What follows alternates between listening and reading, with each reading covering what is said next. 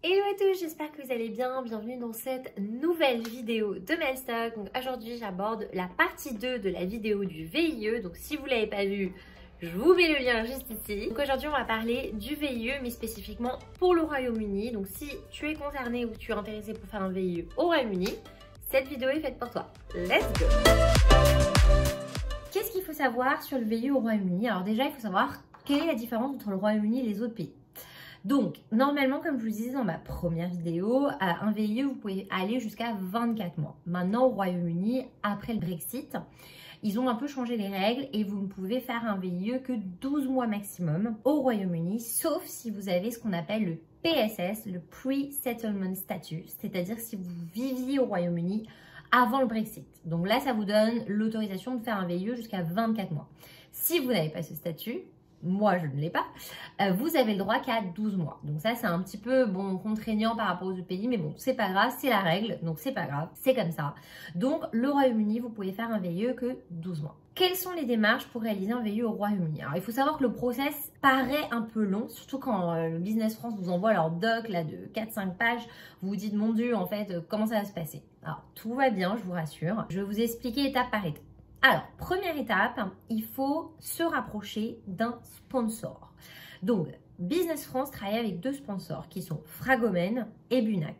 Donc, vous devez choisir entre Fragomen et Bunac, l'un des deux. Donc, vous verrez dans le document que Business France vous enverra, il y aura des critères en fonction de votre situation.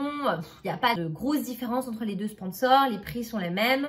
C'est juste en fait votre situation à vous personnelle. Donc moi par exemple dans mon cas j'étais déjà diplômée, j'ai 29 ans, donc voilà, en fonction de mes critères à moi et de ma situation, Fragomen était le sponsor le plus adapté en fait à ma situation. Donc j'ai décidé de passer par Fragomen. Donc une fois que vous choisissez votre sponsor, vous le notifiez à Business France et c'est Business France qui va commencer à entamer les démarches auprès du sponsor, enfin plutôt l'entreprise.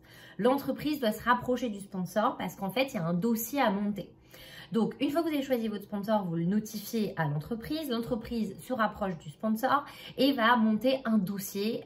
Voilà, donc là, ils vont vous demander des pièces justificatives. Moi, dans mon cas, il fallait mon diplôme traduit en anglais, ma carte d'identité, d'autres papiers administratifs. Normalement, tout va bien si vous êtes en règle. Qu'il faut pour monter le dossier de sponsorship. Ensuite, une fois que ce dossier est monté, il vous envoie ce qu'on appelle le COS, le Certificate of Sponsorship, qui est une pièce indispensable pour faire votre visa. Si vous n'avez pas de le COS, ça ne sert à rien de commencer la démarche sur le site du gouvernement UK parce qu'en fait, ça ne marchera pas. Donc, cette période-là du COS, ça peut prendre jusqu'à un mois, je dirais un mois et demi. Le temps de monter le dossier, etc., que Fragomen ou Bunac vous envoie le COS, voilà, ça peut prendre du temps. Ensuite, la personne responsable de Fragomen qui en charge un peu de votre dossier, normalement, vous enverra un mail avec les explications très claires de comment faire la demande de visa avec le COS. Donc, si cette personne, on va dire, vous donne pas d'indication, n'hésitez pas à lui demander parce que c'est très important que la phase de visa soit faite correctement. C'est-à-dire que si vous mettez une information erronée, que vous mettez pas les bonnes informations du COS, malheureusement, ça peut être rejeté et c'est pas ce qu'on veut. Donc, normalement, dans 99,9% des cas, tout est OK. Donc, Fragomen, une fois qu'ils ont envoyé le COS, vous explique les démarches pour entamer la demande de visa. Et là, c'est parti, vous allez sur le site du gouvernement. Donc, il faut compter, je dirais, 1h30 max si vous voulez vraiment faire étape par étape, faire la demande du visa sur le site du gouvernement. Alors, attention, il ne faut pas s'y prendre trop tôt pour faire la demande parce que normalement, ils vous donnent une réponse sous 3 semaines. Donc, il faut vraiment s'y prendre quand vous êtes à un mois, par exemple, de partir parce que les dates d'entrée sur le territoire sont importantes. Donc, une fois que vous avez le COS, commencez la démarche de visa. Donc, ça va vous prendre peut-être une soirée, 1 heure et demie. Voilà. Moi, je sais que j'avais fait un brouillon, je l'avais sauvegardé, je l'avais refait. En fait, parce que je voulais vraiment prendre le temps de bien mettre toutes les informations sur la demande de visa. Donc, il faut savoir que quand vous faites la demande de visa, il faudra payer ce qu'on appelle le Healthcare Surcharge, qui est en fait les frais de santé du gouvernement britannique, le NHS, et qu'il faut payer. Donc, ça équivaut à presque 700 €. Donc, c'est assez élevé. Vous allez me dire, mais pourquoi payer le NHS alors qu'on est déjà couvert par April International? Moi aussi, cette question, je me la demandais. Surtout que April, quand vous leur demandez, ils vous disent non, non, passez pas par NHS, il faut passer par April pour se faire rembourser. Du coup, il faut quand même le payer parce que c'est obligatoire pour toutes les personnes qui font une demande de visa. Et vous êtes sous ce qu'on appelle un visa temporaire, donc le Temporary Work Visa, le TWGAE, en fait, c'est ça le nom du visa. Donc, il faut payer en fait cette somme-là, plus la somme du visa, donc c'est 300 et quelques, donc on arrive très vite à près de 1000 euros. 1000 euros, un peu plus même. Donc vous allez me dire, oui, c'est très cher, peut-être que vous n'avez pas les sous pour avancer. Donc là, moi, je vous conseille de vous rapprocher de l'entreprise, voir avec elle si éventuellement elle peut vous avancer l'argent.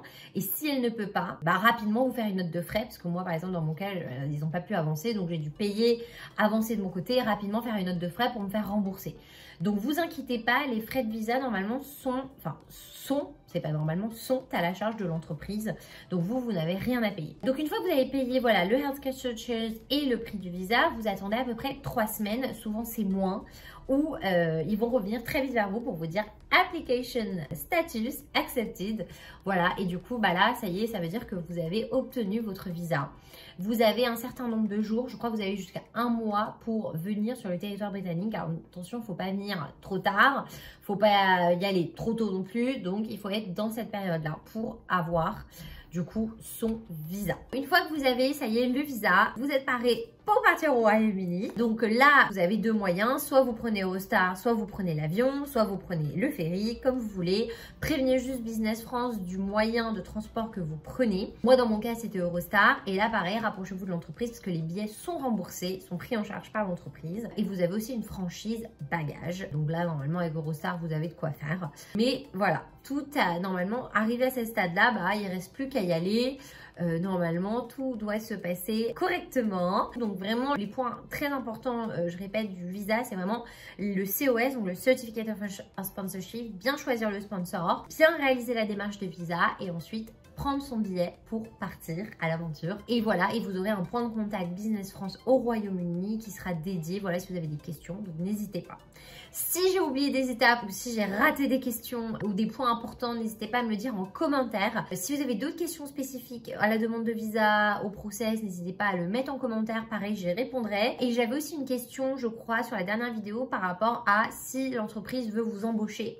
Donc là, de ce que j'ai compris, ça n'a rien à voir avec Business France, c'est en local. Donc c'est l'entreprise qui vous sponsoriserait. Donc là, effectivement, il faut un Skilled Worker Visa. Et là, effectivement, il faut se rapprocher de l'entreprise et des démarches parce que c'est elle qui va savoir le faire. Voilà, j'espère que cette vidéo vous a plu, qu'elle vous a aidé dans vos démarches de visa. Moi, je sais que quand je cherchais des informations sur YouTube, j'en trouvais pas beaucoup. Donc voilà, j'espère que cette vidéo va pouvoir vous aider à vous qui souhaitez entrer au Royaume-Uni pour un VIE. Et si vous avez des questions, n'hésitez pas. N'oubliez pas de vous abonner à la chaîne YouTube de MyStock et je vous retrouve très vite pour un nouvel épisode.